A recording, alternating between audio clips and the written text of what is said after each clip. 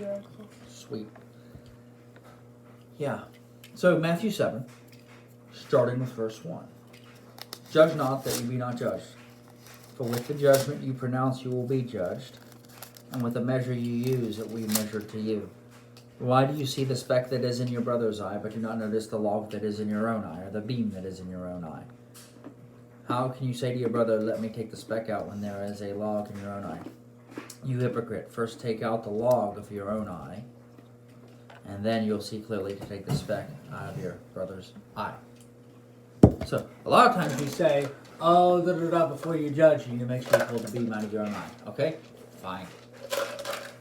There's another dynamic here with respect to prayer priorities. And the prayer priorities are where we learn how to take care of ourselves first. Like, for better or worse, we are responsible to pray for ourselves first. There is a self-preservation. The four walls have to be up. The food, clothing, shelter, transportation, utilities, all those things have to be up before you can start positively impacting other people's lives. So there is a place where our priorities are supposed to be us first. With respect to our four walls. We used to say, think of others first, or be a doormat and take care of others first, etc. So we need to learn how to walk with both intention. There's a time and a place to, as Paul says, prefer others before yourself. But there is also a season where you've got to take care of yourself, because if you're not taking care of yourself, you're going to end up like John G. Lake's wife. What happened? So, John G. Lake's wife was left when they were in sub-Saharan Africa, if I remember the story correctly, or South Africa, and he left to go on a ministry trip, and she was left to take care of the poor. She gave every bit of food that was her daily supply that she got out to the poor, and kept none for herself, and she literally starved to death. Yeah, that wouldn't have been God's choice for her. You have a responsibility to care for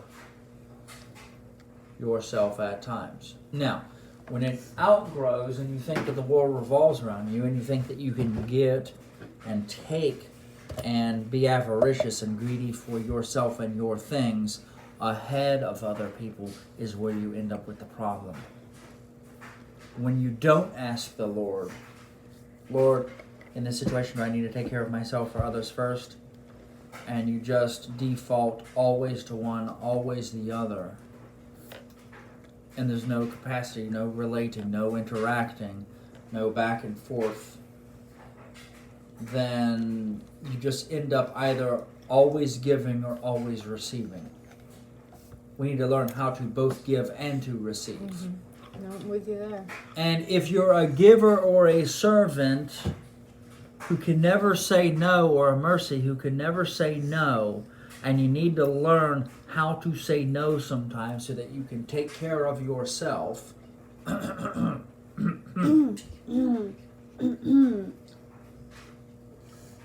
don't turn into a selfless martyr, but the exact opposite of a selfless martyr is somebody who's just an avaricious greed hole. And we don't want to be avaricious greed holes either. We want to be able to move back and forth. And we need to be able to stare at the people who are teaching, or talk to the people who are teaching, and not look to see who around us to see who's laughing so that we can get offended or jab at them or yell at them while we're in the midst of teaching. Our responsibility is to take care of knowing which we're supposed to do. Is it a season or a moment for giving and receiving, for preserving our life for a season, so that we can, as the old adage goes, live to fight another day? There's a lot of wisdom in living to fight another day. Sometimes you leave it all out on the field, and sometimes you preserve and take a knee and you get off the field so that you can wait for the next time.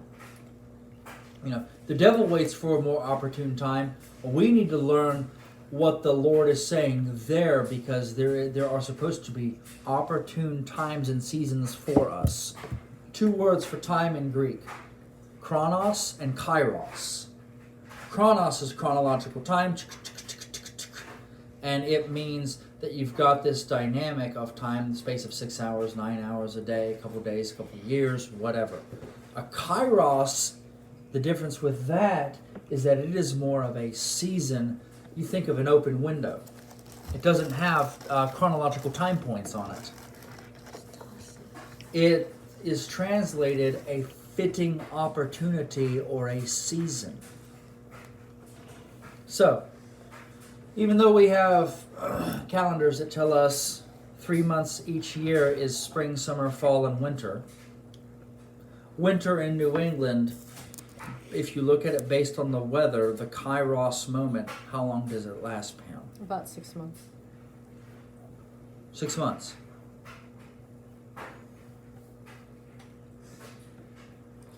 Do we have the season right?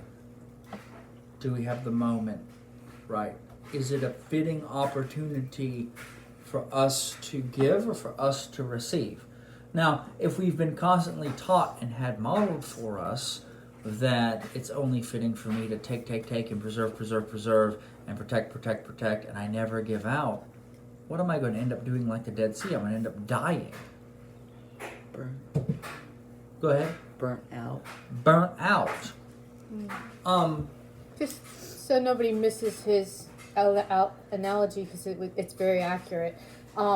There's all kinds of waters that feed into the Dead Sea, including the Jordan River, right? And the Sea of Galilee connects to the Jordan River. Yes. Is that correct? Okay. These are waters that are teeming with life, so much life. But they take in water from wherever and they give out water. So they're not holder possessors. The Dead Sea is a holder possessor. It doesn't give out anywhere. It just takes it. Nowhere for it to go. It's a dead stop. Dead Sea. Everything in the Dead Sea dies. It's Dead Sea for a reason. The salt count is excessively high. 7 times greater than the oceans. People who go there who can't float in regular water, everyone can float in the Dead Sea because the salt salinity. count. Yeah.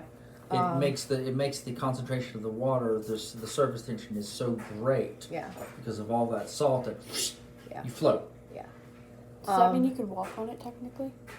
If you're light enough? I No. don't think it's that tense. but the point is that if you are constantly taking, and nothing's flowing out of you, you will die. There is a physical and a spiritual principle, and so the everything is about me is in no way something that's a godly principle that he wants you to walk in. That's all feminine. It's only receiving and no giving. We talk about masculine, feminine all the time when we talk about principles. Giving versus receiving. The masculine gives, the feminine receives. If you're only receiving, you give out no life to other people,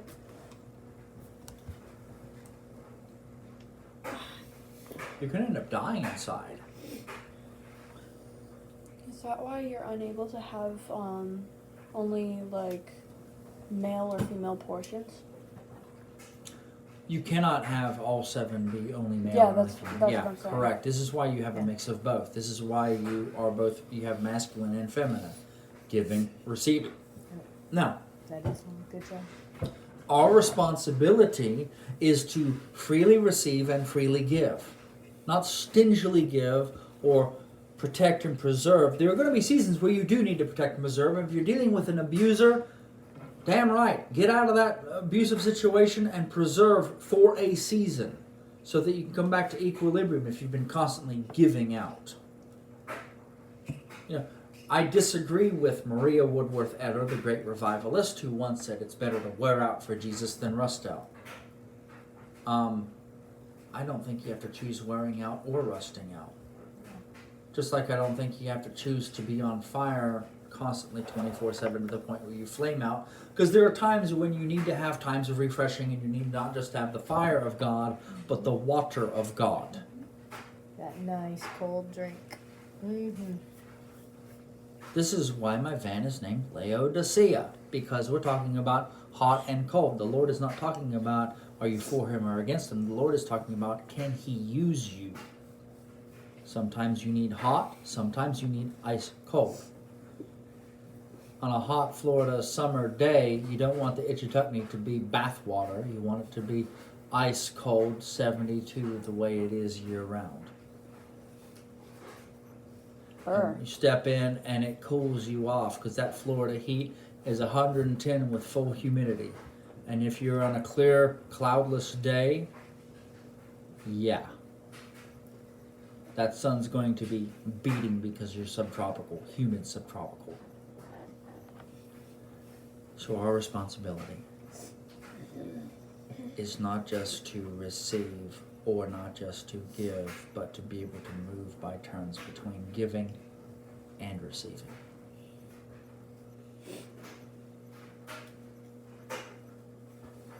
We have a responsibility. It's not just about when am I going to, can I have this, will you give me this, I want this, I'm taking this and giving somebody else leftovers or whatever the case and not acting like my brother's keeper. It's a time and a season for us to let the Lord defend us. The angel of the Lord encamps around those who fear him. He's the one who will protect you. Are you willing to let him protect you, even in the seasons when he chooses not to protect you, but to allow you to have some vulnerability so you can take on some pain so that pain can become productive, a productive classroom for you to learn something. So you can help others.